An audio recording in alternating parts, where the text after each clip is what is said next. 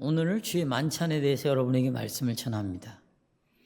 이제 10월 첫째 주면 얼마 남지 않았죠? 우리가 떡과 잔을 다 먹고 마시게 됩니다. 이 성찬은 우리에게 굉장히 커다란 유익을 주고 있다라고 성경에 근거한 신앙 고백이 우리에게 말해주고 있어요. 그래서 오직하면 참 교회의 표징을 말할 때 올바른 성찬, 성례, 시행을 참교회의 표지라고 말하겠어요. 그만큼 교회에 있어서 성례는 중요하다는 거고, 중요하다는 것은 우리에게 그만큼 큰 유익을 준다는 것이에요. 그렇죠? 그런데 저는 조금 고민이 됐어요. 아니, 우리에게 유익을 주는 것을 생각한다면 성찬, 성례보다도 복음 설교가 훨씬 더 많은 유익을 주지 않는가? 설교라는 것이 우리에게 훨씬 더 중요한 것이 아닌가? 그런데 왜 교리문답은 설교에 관해서 더 많은 문답을 좀 할애하지, 설교는 아주 짧게 말하고 있으면서 이 성례에 대해서, 특별히 성찬과 세례에 대해서 이렇게 많은 주의를 할애해서 우리에게 유익을 전하고 있는가? 이것이 저에게 숙제로 남았어요. 그래서 이번 한 주간 내내 이것을 생각을 해봤습니다. 우리 신앙 고백에서도 말하고 있지만 그 유익이 뭐냐면, 이 성례는 내 모든 신앙과 다 관련이 되어 있다는 거예요. 범위가 모든 신앙생활과 다 연결이 되어 있다, 이 성례가. 특별히 우리가 구원의 확신을 갖는 것과도 관련되어 있고, 그렇게 중요한 역할을 하고 있는 믿음에 대한, 내 믿음에 대한 확실성, 이것과도 깊은 관련이 되어 있다. 이런 이유 때문에 우리의 조상들이 성례에 대해서 이렇게 자세하게 다루고 있구나, 이것을 발견하게 됐습니다. 특별히 오늘 문답에서는 성례라는 것은, 특별히 주의 만찬이라는 것은 한마디로 교제의 식사다라는 것입니다. 한번 따라서 해볼까요? 교제의 식사.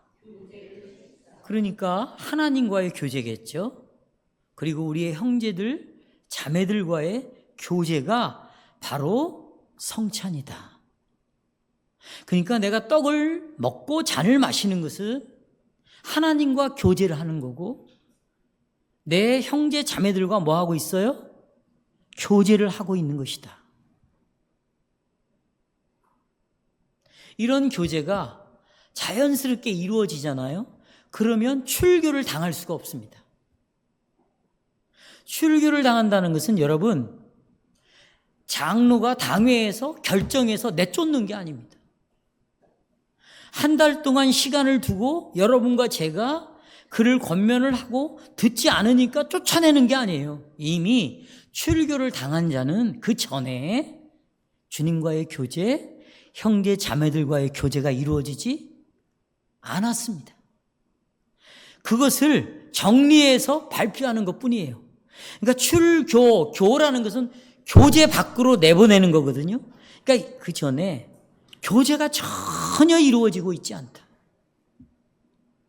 내가 우리 오늘 청년들에게도 그런 얘기를 했습니다. 점심시간에 우리가 모이는 이 모임은 교제의 시간이다, 교제의 시간. 만약에 거기에 대한 신앙 고백이 있지 않으면 여기 안 와도 됩니다. 교제하기를 원하지 않고 교제가 뭔지를 모르면 여기에 와서 어떻게 교제를 이룰 수가 있겠어요? 그러니까 내가 하고 있는 신앙생활의 근거는 고백 때문에 하는 것입니다. 고백 때문에. 우리는 그저 이 시간을 형식적으로 시간을 때우는 시간이 아니잖아요. 이때 말씀을 가지고, 우리가 먹는 양식을 가지고 성도와 성도가 누구를 모시고 하나님 앞에서 서로가 진리로 교제를 하는 시간이다. 여러분 이거 믿으세요?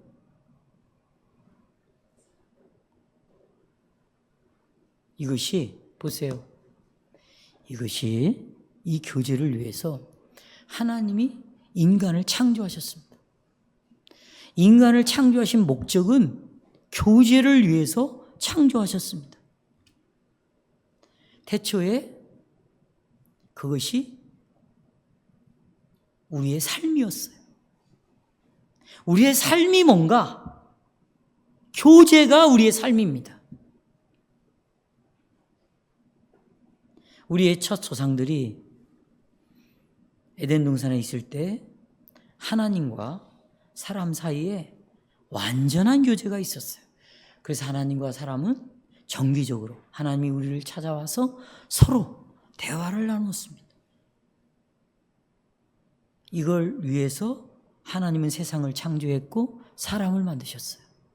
사람을 창조한 가장 중심에 뭐가 있냐? 교제가 있습니다. 믿는 자들이 왜 결혼을 하는가? 왜 뼈 중에 뼈, 살 중에 살이 되는가? 서로 교제를 목적으로 결혼을 한 것입니다. 교제가 이루어져야 결혼의 목적이 성취가 되는 것입니다. 결혼을 했어도 부부지간에 정말 하나님의 삼위 하나님을 모시고 교제를 하지 않으면 그것은 결혼의 목적을 성취할 수가 없습니다. 여러분 보십시오. 세상의 사람들은 교제하는데 남자와 여자 둘의 관계 속에서만 이루어집니다. 남자가 여자를 사랑하면, 여자가 남자를 사랑하면 결혼이 가능합니다. 그러나 하나님이 창조한 피조물들을, 그 하나님을 유일한 신으로 믿는 자들은 둘의 관계 속에서 교제를 하지 않습니다. 바로 둘 위에 누가 계십니까? 하나님과 삼각형 속에서 교제가 이루어지는 것입니다. 그래서 말이 통하는 것입니다. 그래서 입을 여는 것입니다. 그리고 상대방의 말을 듣는 것입니다. 그 상대방의 말은 하나님에 관한 말이고 내가 하는 말도 하나님에 관한 말입니다. 하나님을 모시고 남자와 여자가 서로 교제하는 것이에요. 이것이 완전하게 에덴 동산에서 이루어졌어요. 그런데 죄를 범하자 이 교제가 깨져버렸습니다. 마치 사람들은 물에서 벗어난 물고기가 되어버렸어요. 새가 날개를 가지고 있지만 날지를 못하는 새가 되었습니다. 그러니까 물고기와 새로는 존재하지만 그가 가지고 있는 가능성, 물속에서 놀 수 있는 것, 나를 수 있는 가능성이 사라져버린 거죠. 이것은 하나님이 우리에게 주신 목적을 절대로 성취할 수 없는 결과를 낳고 말았습니다. 교제가 깨졌다는 건 그런 의미죠. 그러나 그때 하나님께서 무엇을 하셨어요? 지옥으로 보내보셨습니까? 지옥으로 곧바로 그렇게 하실 수 있죠. 그러나 하나님은 그렇게 하시지 않았습니다. 하나님께서는 아담과 당신과 맺은 언약을 계속 유지하셨어요. 죄를 지어서 교제를 끊어버렸지만, 끊는 원인을 제공했지만 하나님 쪽에서 언약은 두 당사자가 있잖아요. 하나님이 일방적으로 사람을 만들고 언약을 맺었지만 인간이 언약을 깨뜨렸습니다. 그러나 아직 하나님 쪽에서는 언약을 깨지 않았습니다. 그 하나님 쪽에서는 이 교제를 계속 유지를 하시는 것이죠. 이것을 은혜의 언약이라고 말했습니다. 그렇습니다. 물론 하나님께서는 사람이 지은 죄를 처벌하지 않고 그냥 놔두시지는 않습니다. 하나님께서는 우리가 지은 죄와 허물에 대해서 하나님의 진노가 반드시 만족이 되어야만 합니다. 그러니까 죄가 반드시 해결이 돼야 되죠. 그럼에도 불구하고 하나님께서는 구주를 약속했어요. 여인의 후손을 통해서 구주가 오겠다.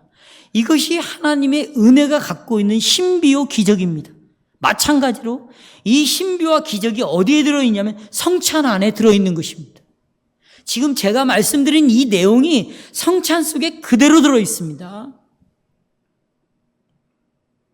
우리는 죄로 인하여 하나님의 진노를 받아야 됩니다. 죄값으로 죽음을 치러야 됩니다. 그런데 하나님은 곧바로 그렇게 행하지 아니하고 계속해서 언약을 유지했다는 거예요. 구원을 약속했다는 거예요. 이 기적과 은혜가 이 떡 속의 잔 속에서 우리에게 던지는 메시지란 말이죠. 그래서 그리스도 안에서 떡이 피가 그리스도니까 그리스도 안에서 우리는 주님과 교제합니다. 그리고 다른 형제들과 지체들과 계속해서 뭐가 이루어지는 거예요? 교제가 이루어지는 거예요. 보세요. 어떻게 교제가 이루어져요? 주님의 몸, 한 덩어리의 떡을 먹잖아요.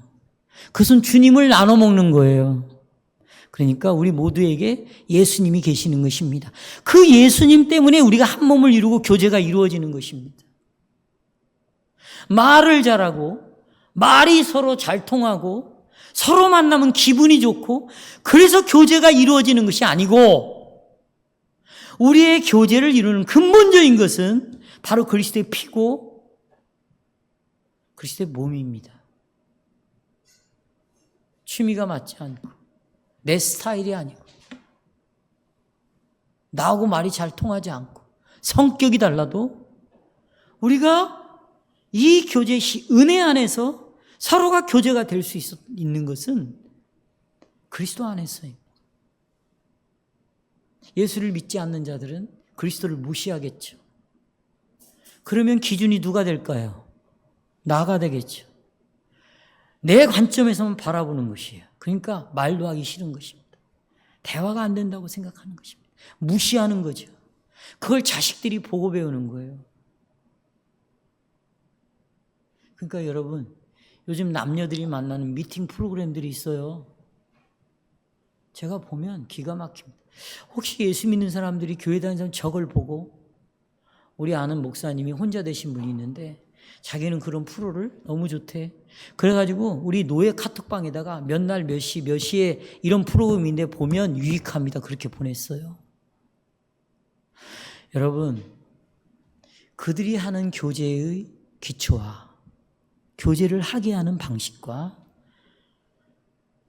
죽음에서 살아난 우리들이 교제하는 방식은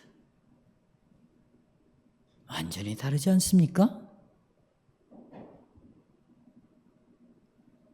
나는 자기 아내와 말을 하지 않는 남편과 대화가 통하지 않아서 답답해하는 남편. 이것은 예수님의 십자가를 헛되이 만드는 사람입니다. 그러면 여러분, 어떻게 우리가 하나님과의 교제, 형제 자매들과의 교제에 참여할 수 있습니까? 어떻게 해요? 간단합니다. 우리의 신앙은, 개혁교회의 신앙은 아주 단순합니다. 복음을 믿음으로 가능합니다. 하나님의 말씀을 신뢰함으로 이 교제가 가능합니다. 그럼 복음이 뭡니까? 하나님의 말씀이 뭡니까? 예수 그리스도입니다. 그리고 그분의 희생 제물입니다. 이걸로 교제가 가능합니다. 여기에 어떤 것도 더해서는 안 됩니다. 어떤 것도 빼서는 안 됩니다. 여기에다가 보십시오. 내가 뭔가 하나님 앞에 선행을 통해서 하나님 앞에 정성 들여 내가 뭔가를 보여드렸습니다. 예를 들자면 보세요. 내가 요즘 답답해. 그러니 나는 기도를 열심히 해야 되겠다. 내가 막 기도를 해요. 그러면 그 기도가 하나님과의 교제를 회복되는가? 내가 말씀을 열심히 봤어요. 그것이 헌신이 이걸 알미니안주의자라고 그래요. 기도하지 말라, 성경 보지 말라, 헌신하지 말라는 게 아니에요. 그런 것들이 하나님 앞에 보여져서 그것이 교제를 하게 만드는 것은 아니라는 거예요. 제가 얼마만큼 그리스도에다가 뭔가를 더해서는 안 된다, 이걸 강조하는지 여러분 아시겠어요? 오로지 하나님과의 교제가 이루어지는 것은 선행도 아니에요. 잘 보여서도 아닙니다. 오로지 예수 그리스도와 그분의 죽음, 그거에다가 뭔가를 더하면 됩니까? 안 됩니까? 절대로 안 됩니다. 오직 그리스도를 믿음으로만 교제가 되는 것이에요. 근데 우리는 기도를 자꾸 덮죠. 헌신을, 봉사를. 여러분, 이 말씀 다 아시죠? 말씀이 육신이 되어 우리 가운데 거하셔서 은혜와 진리가 충만해졌다. 은혜와 진리, 은혜는 그리스도를 나타내는 거고 진리가 그리스도예요. 그러니까 이 땅에 예수 그리스도가 오심으로, 다시 말하면 복음으로 말미암아, 복음으로 말미암아, 은혜로 말미암아 교제가 이루어진다면 성만찬은 바로 그 은혜의 핵심입니다. 성만찬의 핵심은 은혜예요. 성만찬의 핵심은 진리입니다. 그분이 누굽니까? 그리스도죠. 그러니까 겸손해야죠. 내가 이 성찬에 참여할 때 가지고 나올 수 있는 것은 아무것도 없구나. 보여드릴 게 없구나. 형길이 형제. 그것은 오직 그리스도밖에 없구나. 내가는 그리스도만을 의지하고 여기에 나와야 되겠다.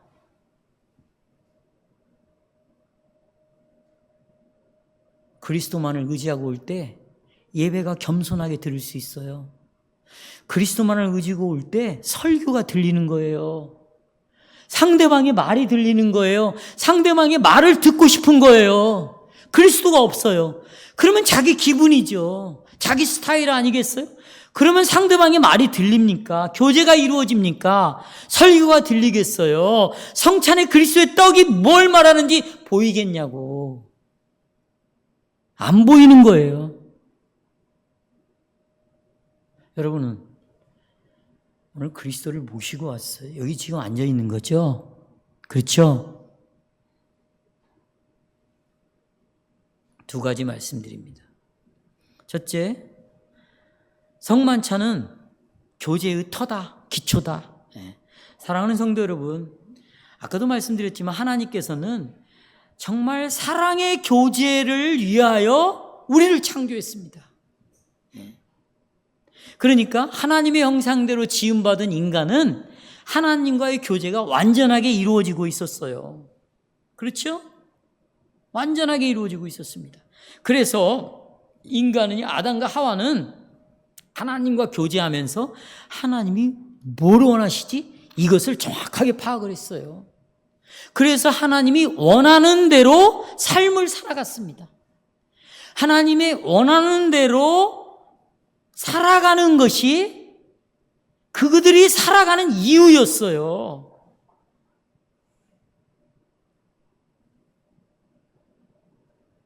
그래서 그들이 살아가는 삶은 다 하나님과 연관이 되어 있었어요. 어디를 놀러 가든, 내가 음식을 먹든, 내가 예배를 드리든, 나 혼자 있을 때든, 그게 누구와 다 연관이 돼요? 하나님과 연관이 다 돼서 처음에 그렇게 살았습니다. 그게 아담이 한 일이고 아담의 삶이었습니다. 그리고 그런 삶을 살도록 하나님은 모든 필요를 아담과 하와에게 다 공급해 줬어요. 그래서 아담의 행복은 어디에 있었느냐? 하나님을 위해서 살아가는 삶과 연결이 되어질 때 그는 행복했어요. 우리가 정말 행복한 이유가 어디 있는가? 내가 지금 살아가는 삶이 하나님하고 연결이 되어 있구나. 이때 우리는, 신자는 정말 행복할 수가 있는 거예요. 내가 아무리 기분이 좋고 내가 아무리 흥겨워도 지금 내가 즐기고 있는 이 일이 하나님과 연결이 되어 있지 않다. 그건 불행인 거예요. 불행인 거예요. 예? 어떻게 하나님과 연결이 되어 있지 않은데도 그렇게 즐겁게 놀 수가 있는 거예요? 그렇죠? 그러나 이런 교제 하나됨이 파괴되었을 때 보십시오. 어떤 일이 벌어졌어요? 아담과 하와의 삶은 완전히 황폐되어 있었어요. 황폐해요. 그리고 기쁨이 완전히 사라졌습니다. 뭘 깨달았느냐? 하나님의 진노가 왔구나. 이걸 알았어요. 죄를 짓는 순간 하나님의 진노가 왔구나. 나한테 죽음이 왔구나. 죽음은 뭐와 반대예요? 생명과 반대입니다. 생명과 반대. 여러분, 살아있다는 것은 교제가 가능하다는 거예요. 살아있는 사람한테만 이름을 불러주는 거예요. 죽은 사람은 고인이라고 말합니다. 교제가 안 되는 것을 죽었다고 말하는 겁니다. 식물이 끊어져 버리면 가지와 나무는 서로 영양분을 주고받을 수가 없어요. 그게 죽음입니다. 그것이 딱 온 것을 알았어요. 그러니까 이제 하나님이 추구하는 목적과 사람이 추구하는 목적이 서로 어긋나는 거예요. 사람은 사람대로 목적을 추구하고 하나님은 하나님대로 목적이 있는 것이죠. 그래서 사람에게 생긴 좌우명이 있어요. 나만 생각하고 산다 나는. 절대 다른 사람 생각하지 않아. 오직 누구만 생각해? 나만 생각해. 그 호모데우스라고 제가 말했죠. 초인류, 슈퍼스타들. 여러분, 이것은 지구의 3%밖에 안 됩니다. 이 사람들은 최고의 데이터베이스를 다 갖고 있어요. 정보를 다 갖고 있습니다. 그러니까 주식을 사는 거예요. 돈은 어마어마하게 버는 거예요. 땅을 어디다가 사야 되는지, 어떤 주식을 사야 되는지, 어떤 물건을 팔아야 되는지, 만들어야 되는지, 어떤 회사를 세워야 되는지. 여러분,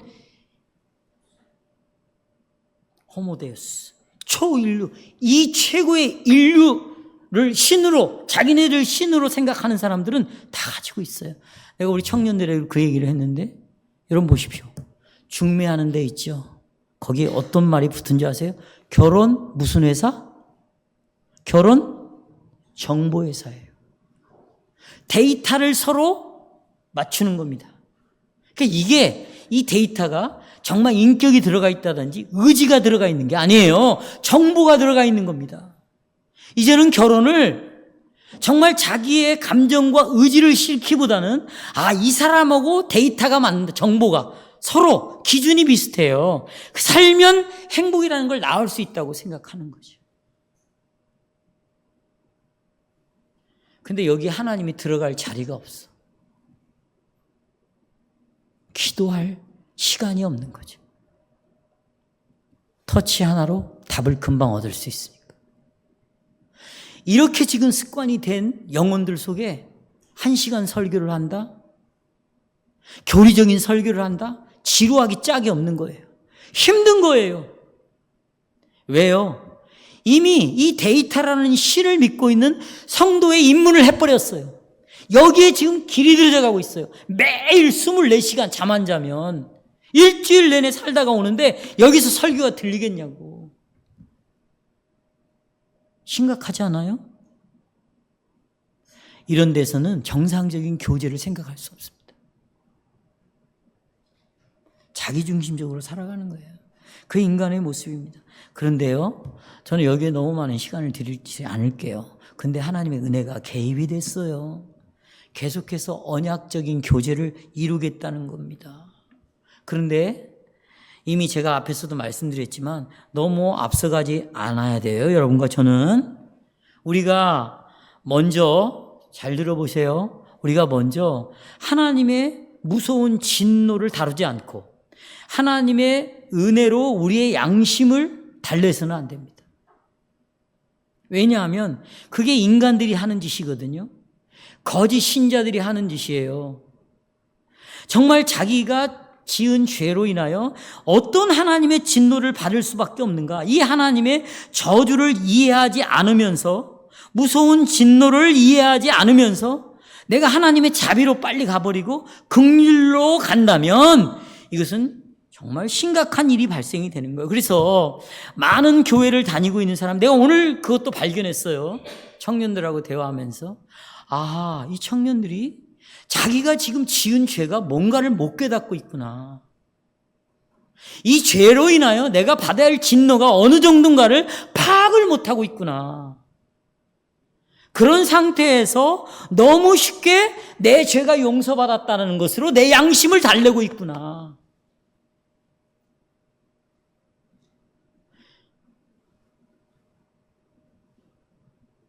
그러니 그런 영혼들이 믿는 믿음이 얼마나 값싸겠어요. 회사에서 일이 생기면 주일날 빠지죠. 집안에 일이 있으면 일이 빠지겠죠. 이렇게 살기를 원하면 직분을 내려놓으셔야 돼요. 내가 분명히 말씀드립니다. 직분을 내려놓으세요. 왜냐하면 주님이 쓰시지를 않아요. 주님이 안 쓰시겠다는데 이거 어떻게 일을 감당하려고 합니까? 내가 아무리 일해도 안 쓰겠다는 거예요. 우리가 주님이 종으로 세웠잖아요. 내가 주인입니까? 주님이 하라는 대로 움직여야죠. 그러니 우리의 믿음이 얼마나 값싸겠어요? 그리고요, 예수를 이야기하는데도 이 예수가 정말 얼마나 비참한 예수가 되겠냐고. 형편없는 예수가 되겠냐고. 그러니까 정말 우리가 너무나 쉽게 죄 용서, 은혜로 가면 안 된다. 그럼에도 불구하고 왜 아담과 하와가 영원히 멸망당하지 않았는가? 왜 노아와 아브라함과 이스라엘 백성들이 그렇게 죄를 지었음에도 불구하고 하나님의 은혜 안에서 계속 교제를 즐길 수 있었던가? 답은 딱 하나예요. 예수 그리스도. 누구요? 예수 그리스도. 그 육체 안에 계신 하나님 때문입니다.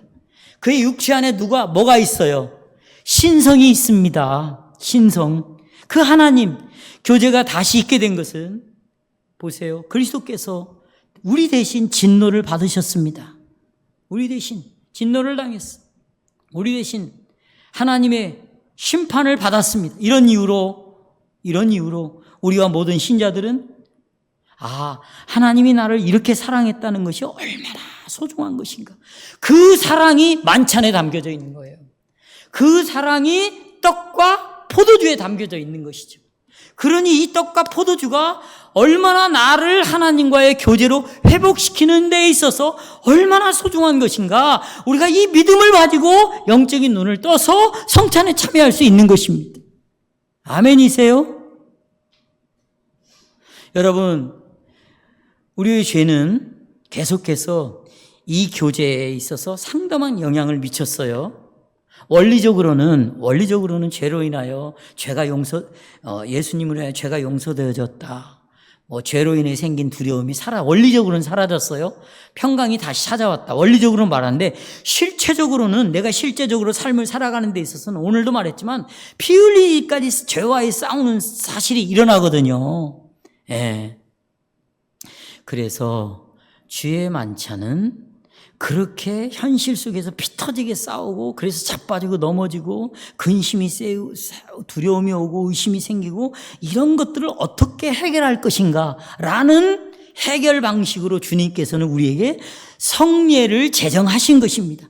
그래서 이 성례를 아주 길게 말하고 있어요. 그런데 보세요. 로마 교회를 좀 다뤄보겠습니다. 이 죄와 관련돼서 로마 교회는요 예수님을 부인하지 않습니다. 그리고 예수님의 죽으심 절대 부인하지 않아요. 그러나 로마 교회는 이렇게 말합니다. 들어보십시오. 여러분, 그리스도의 십자가가 우리에게는 정말 절대적으로 필요합니다. 예수의 죽음 꼭 필요하죠. 로마 교회가 하는 말이에요. 그러나 예수님이 2000년 전에 죽으신 그 제물, 그걸로는 현재 우리가 죄를 해결하기는 충분하지 않다는 것이에요. 충분하지 않다. 그러니까 우리는 미사를 통해서 주님을 매일 살을 먹어야 된다는 거예요. 매일 피를 마셔야 된다는 거예요. 그래야 우리의 죄가 계속 용서되어질 수 있다는 것이죠. 그러니까 한번 과거에 2000년에 죽은 예수님의 속죄제물은 완전하지가 않으니 계속 거듭거듭 예수님은 죽어야 된다는 거. 어디에서? 내 입 안에서. 떡을 먹으면 이 떡이 뭘로 변하고 살로 변하고, 잔을 마시면 이 잔이 뭘로 변하고 피로 변해야 된다는 것이. 그러니까 그리스도의 단번에 제사로는 충분하지 않다. 그리고 오직 은혜로만, 믿음으로만 구원 얻는 것을 우리는 부정한다는 것입니다. 바로 미사라는 행위가 있어야 우리가 죄를 용서받을 수 있고 우리가 구원을 얻을 수 있고 은혜를 입을 수 있다. 그러니 하나님의 영광이 아들을 통해서 드러나는데 이 아들을 불완전한 죽음으로 만들어버리니 이 아들 속에서 나타나는 하나님의 영광을 로마 교회는 완전히 탈취해 간 거예요. 아들 안에 하나님의 영광이 들어있죠. 근데 아들을 인정하지 않으니, 부분적으로 인정하지 않으니, 밖에 인정하니 하나님의 영광을 그들은 드러냈어요? 탈취했어요? 탈취했어요. 그래서 교리문답이 이만큼 많은 양을 할애해서 성찬에 대해서 우리에게 말해주고 있습니다. 만약에 여러분 그리스도가 불완전하다면, 충분하지 않다면 이 성찬은 우리에게 무엇을 말해주는 거예요? 네? 하나님과 교제 가운데 살 수 있는 확신을 우리가 어디에서 찾는 거예요? 우리 스스로는 그런 확신을 가질 수 없습니다. 그리고 여러분의 선행이 하나님의 표준에 미치지 못합니다. 아무리 노력해도 하나님이 받으실 만큼 충분한 그런 자격과 조건을 가질 수가 없습니다. 없어요. 내가 그렇게 확신하지 못하면 이 주의 만찬이 무슨 유익이 있겠어요? 성도 여러분, 그러나 하나님께 감사합시다. 하나님께서는 당신의 말씀, 여기 보세요. 오른쪽에는 말씀, 왼쪽에는 성례를 통해서 확신을 주세요. 은혜의 수단이 두 가지밖에 없다고 개혁교회는. 첫째는 뭐예요? 하나님의 말씀. 또 하나는 성례. 장로교회는 여기다 하나 덧붙였어요. 뭘? 기도. 그래서 문제가 많이 생긴다고 말씀을 드렸어요. 우리에게 확신을 주시는 것, 우리가 하나님과의 교제가 이루어질 수 있는 유일한 것은 말씀과 성례입니다. 왜냐하면 하나님께서는 당신의 말씀으로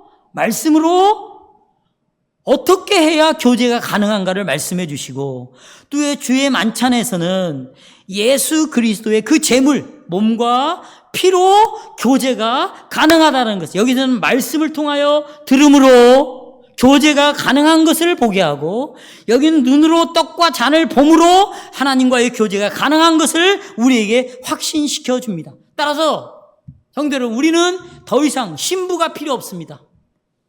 제사장이 필요 없습니다. 고해 성사도 필요 없습니다.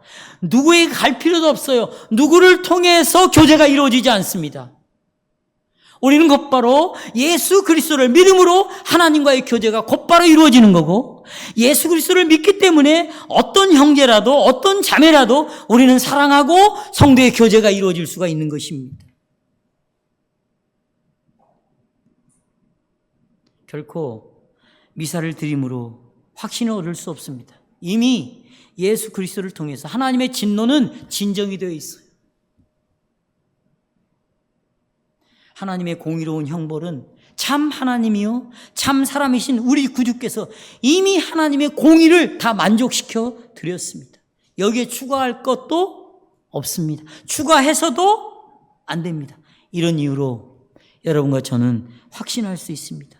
이런 이유로 여러분과 저는 그 그리스도 때문에 하나님과 더불어 교제할 수 있게 되었습니다.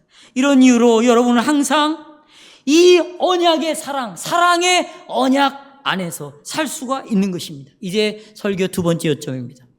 그러면 우리는 이 교제에 어떻게 참여할 수 있는가? 저는 첫 번째에서 그리스도의 제사, 제물, 그러니까 찢겨진 몸, 피가 하나님과 우리의 교제의 기초다. 근거다. 유일한 것은 예수의 제사다. 그래서 주의 만찬이 이 사실을 강화함으로 우리를 위로해 주는 거예요. 그러나 우리가 어떻게 이 성례에 포함하고 있는 복들, 이 성례가 주는 복들에 나의 것으로 삼을 수 있는가? 먼저 16세기의 형제 자매들의 이야기를 좀 하겠습니다. 로마교부터 이야기를 좀 하겠어요? 여러분 다 아시는 건데, 로마 교회는 화채설을 믿죠? 떡과 포도주가 채는 몸체예요. 화는 되라예요. 떡이 예수님의 몸으로 살로. 잔이 예수님의 피로 바뀐다는 거예요. 그러니까 마술적인 거죠. 로마교는 어떤 사람이 떡과 잔을 먹잖아요. 입 안으로 집어 넣는 순간 자동적으로 예수님의 살과 피를 먹는 거예요. 그러니 자동적으로 그 살과 피가 우리의 죄를 어떻게 한대? 용서한다는 거죠. 그냥 이것이 계속 일어나야 된다는 거예요. 2000년 전에 한 번 죽은 것 갖고는 안 된다는 거예요. 그래서 우리 교리군답은 이들을 가리켜서 이들이 먹는 그 교제의 식사를 우상 숭배다. 이것은 저주를 받은 이단이다. 이렇게 우리는 정죄해버려요. 그러면 성경에서는 뭘 가르칩니까? 우리는 보십시오. 그리스도에 참여하는 거예요. 여러분 봐요. 그리스도의 한 몸이 되는 거죠. 그럼 어떻게 한 몸이 되는 거예요? 믿음으로. 뭘로? 믿음이라는 것이 예수님과 나를 연합시켜 주는 거예요. 믿음은 그래서 중요한 겁니다. 그래서 믿음이 없이는 구원을 얻을 수 없습니다. 믿음이 없이는 예수를 통해서 여러 가지 은혜의 복들을 받을 수가 없는 거예요. 믿는데 믿습니다. 이런 게 믿음이 아니에요. 나는 누구를 믿어야 돼요? 그리스도를 믿습니다. 그리스도의 뭘 믿습니까? 그리스도의 제사를 믿습니다. 그리스도의 죽으심, 그 죽으심을 통하여 내 모든 죄가 처리되었다는 것을 신뢰하는 것이죠. 그러니까 여러분, 그리스도의 제사에다가 뭔가를 아무것도 더할 것이 없습니다. 거꾸로 말하면, 성도 여러분, 믿음이 없이는, 그리스도를 믿는 그분의 죽음을 신뢰하지 않는다면 예수 그리스도와 어떤 교제도 할 수가 없습니다. 오직 믿음으로 떡과 포도주가 우리를 그리스도와 연합시켜 주는 거예요. 근데 이게 와닿지가 않아. 마음으로 느껴지지가 않아. 그러니까 보세요. 눈으로 떡을 보는 거예요. 그리고 입으로 집어넣어. 씹어버려. 그럼 이놈이 들어가서 내 몸하고 뭐가 돼? 하나가 되는 것 같이 네가 믿음을 통해서 그리스도와 한 몸이 되었다는 거예요. 그러니까 여러분이 움직이는 행위는 그리스도가 하는 행위와 같아야 되는 거예요. 근데 여러분의 행위가, 물론 들어보세요. 여러분, 요즘 고민이 되는 게 있어요. 이제 저도 책을 쓰고 싶다는 생각이 자꾸 들어서요. 우리가 자기 십자가를 지고 누구를 따르래요? 주님을 따르라고 그러잖아요. 이 따르다라는 말이 굉장히 중요한 의미거든요. 여러분, 예수님을 따르는 것하고, 예수님을 따라가는 것하고, 또 예수님이 원하는 것을 따라가는 것하고는 달라요. 우리가 예수님을 따라간다니까 예수님처럼 그렇게 해야 된다, 이런 의미는 절대 아니에요. 여러분, 예수님처럼 십자가를 질 수도 없고 죽을 수도 없어요. 그럼 예수님을 따라간다는 게 뭔가? 내가 예수를 믿는데 방해거리가 있잖아요. 회방거리.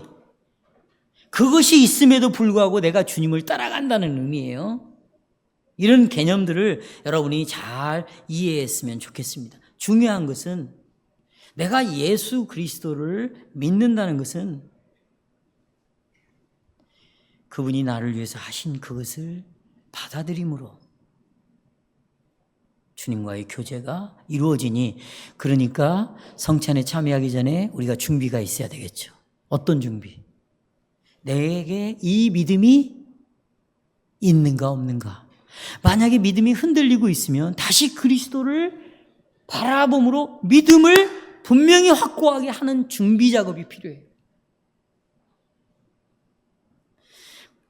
오늘 신앙고백서에 보면 떡을 예수님의 몸이라고 그러잖아요. 이 잔을 예수님의 피라고 그래요. 이건 굉장히 오해가 일어날 만한 말입니다. 근데 왜 예수님이 이런 위험이 있는데도 불구하고 위험을 무릅쓰고 이 떡이 내 몸이다, 이 잔이 내 피다, 이런 말씀을 하셨을까? 이거예요, 여러분. 자, 여기 저 좀 보세요. 야, 이 떡이 내 몸이야. 이 포도주가 내 피야. 왜 이런 위험한 말을 했을까? 왜 오해를 일으키는 말을 왜 했을까? 이렇게 예수님이 말씀하신 이유는 이 떡과 잔은 절대로 독립적으로 움직일 수가 없어요. 분리가 되지 않아. 떡과 잔은 분리가 된다 안 된다. 아니, 떡하고 잔하고 분리가 안 되는 말이 아니라 떡과 잔 자체가 뭐하고 분리가 안 돼요? 뭐하고 분리가 안 되냐? 하나님의 말씀과 절대로 분리가 된다 안 된다? 안 된다는 거예요. 성례는요, 말씀과 떨어져서는 가치가 없어요. 말씀을 빼버리고 떡과 잔 아무 의미가 없습니다. 성례는요, 말씀이 선포하고 약속한 것을 표시하는 거예요. 그러니까 저를 보세요. 표시판, 여러분 여기는 전주십니다라는 표지판이 있죠. 그 표지판 자체가 전주는 아니잖아요. 그 표지판은 여기서부터 당신이 들어온 여기서부터는 전주시 땅입니다. 그러니까 이 사람은 그 땅을 보면서 아, 여기는 전주구나 이렇게 믿는 거잖아요. 이 몸은 표시를 하고 있는 거예요. 말씀을 가리키는 거예요. 이 말씀이, 이 몸은, 이 떡은 예수님의 몸이라고 말한다. 이 잔, 포도주는 표지판이에요. 뭘 가르치냐면 성경을 봐라. 이 포도주는 누구를 가르치고 있다? 예수님의 피를 가르치고 있다. 그러니까 성도 여러분, 주님께서는 이 떡과 잔을 먹음으로 연합시키고 주님과 교제를 하기 위해서 뭘 사용하냐면 말씀을 사용해가지고 이 몸이 바로 이 떡이 예수님의 몸이야. 성경이. 이 잔은 예수님의 피야. 그걸 우리에게 알려줌으로 연합을 하게 만드는 거죠. 예를 들자면 이런 겁니다. 여기 보세요. 사진이 있어요, 사진. 우리 아버지 사진이에요. 여러분 추석 때 돌아가신 분들은 이제 사진도 보고, 우리 아버지라고 어머니라고 그러잖아요. 그렇죠? 아버지 사진을 딱 보여주면서, 이분은 우리 아버지야. 이렇게 말하잖아요. 사진을 보면서 이분이 누구라고 그래요? 아버지라고 그래요.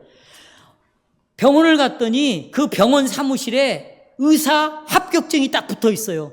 그러면서 저게 나야. 이 사진이 우리 아버지와 합격증을 보면 저게 나야 이렇게 말하잖아요. 여기에 시비를 거는 사람은 아무도 없어요. 하지만 사진과 실제 아버지는 차이가 있다 없다? 차이가 있는 거예요. 어떻게? 이 아버지는 사진이니까 실제 아버지를 말하고 있는 거고, 의사 자격증은 실제로 그 의사를 가리키고 있는 거라고. 이해하시겠어요? 성경은 떡이 예수님의 몸을 가리킨다. 잔이 예수님의 피를 가리킨다. 이거예요. 여러분 성경을 볼 때 문자적으로 봐야 될 것이 있고 문맥을 따라 봐야 될 것이 있어요. 예를 들자면 예수님이 말씀하시기를 나는 문이다 그랬어요.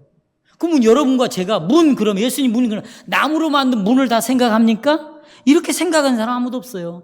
예수님이 나는 포도나무다 그러면 나무에서 열리는 포도나무를 다 생각합니까? 성경이 너희는 세상의 소금이다 그러면 짠 소금을 다 생각합니까? 예수님께서 말씀하시는 것은 소금을 말하는 게 아니에요. 포도나무를 말하는 게 아니에요. 나무문을 말하는 것이 아니에요. 그것은 전부 누구를 가리키고 있다? 예수님을 가리키고 있다. 성도를 가리키고 있다. 그런데 보세요. 로마 교회는 떡을 진짜 몸으로 알아버렸어요. 잔을 뭘로 여겨?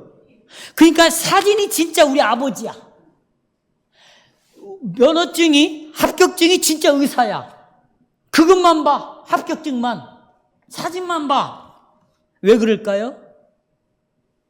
그리스도의 죽으심이 충분하지 않았기 때문이에요. 믿음으로 구원받는다는 것을 거부했기 때문이에요. 그러니까 그들은 계속 떡에 머물러 있는 거예요.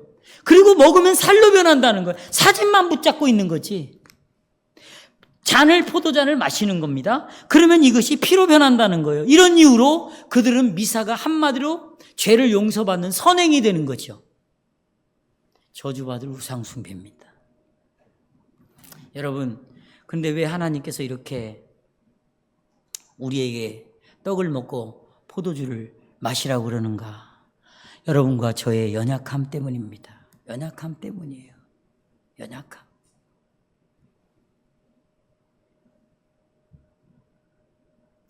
여러분, 아무리 믿음이 좋아도 수시로 죄로 넘어집니다. 우리가요, 아무리 하나님의 말씀을 믿는다고 해도 하나님의 자녀들이 의심이 안 들 때가 없어요. 의심하기 시작하는 순간이 있어요. 죄로 넘어질 때가 있어요. 하나님의 진리는 듣긴 들었는데 이게 확실히 내 마음에 와닿지가 않아. 또 잊어버려. 그래서 우리의 죄는 우리를 괴롭힙니다. 내 양심을 굉장히 힘들게 해요. 성도 여러분, 정확하게 바로 요 타임 때 내가 죄로 인하여 넘어지고 의심이 생기고 정말 기쁨이 사라지고 나에게는 소망이 없고 예수를 믿는 것이 도대체 무슨 의미가 있는가, 별 생각이 다를 때, 바로 요 타임 때 주의 만찬이 시작돼야 돼요. 뭐가 시작돼야 돼요? 주의 만찬. 제가 이 이야기로 설교의 결론을 내려고 합니다. 성경 공부를 하는 목사님이 열심히 가르쳤어요. 근데 이 말씀대로 성도들이 움직여지질 않아요. 그래서 마음이 상하셨다. 근데 이런 말씀했어요. 이제부터 성찬을 없애버렸어. 하지 않겠습니다. 자기는 그렇게 선언을 했대. 앞으로 여러분들은 성찬 참여할 자격이 없어. 그냥 성찬 참여하지 말고 이제 성찬 않겠다. 딱 선언을 해. 다음부터는 성찬 안 한대. 그래서 제가 두 가지를 물었어요. 목사님, 12제자 속에 가룟 유다가 있었습니까? 없었습니까? 예수님을 부인하는 베드로가 있었습니까? 없었습니까? 그들 때문에 성찬을 예수님이 취소했습니까? 제정하지 않으셨습니까? 첫째, 이 질문을 물었어요. 둘째, 성찬은 어떤 사람을 위하여 하나님이 제정해 놓으셨어요? 죄를 짓지 않아서 믿음이 흔들리지 않는 사람입니까? 의심이 없는 사람입니까? 정말 예수 믿는 것 때문에 괴로워하는 사람, 괴로워하지 않는 사람입니까? 완전한 사람들 때문에 성찬을 만들었습니까? 아니라는 거예요. 제가 거기서 그랬어요. 목사님, 회개하셔야 됩니다. 이건 큰 죄를 저지른 것입니다. 여러분, 정말 죄로 인하여 괴롭고 양심이 고소를 당하고 하나님의 말씀이 확신이 드지 않고 이젠 그 말씀이 나를 감동시키지 않고, 바로 그때 당신은 어디에 참여해야 된다? 성찬에 참여해야 됩니다. 하나님, 주여 나를 도와주십시오. 나는 하나님 믿음이 이 정도밖에 안 됩니다. 나를 강화하시옵소서. 나를 도우시옵소서. 확신을 주시옵소서. 그러나 하나님, 나는 죄인입니다. 나는 당신과 교제를 할 만한 가치가 없는 죄인입니다. 나는 하나님이 정죄할 때 죽어야 마땅한 자입니다. 나는 그래서 당신 앞에 나왔습니다. 저를 받아주시옵소서. 여기에 의심할 필요가 없습니다. 이 은혜를 누리시길 바랍니다.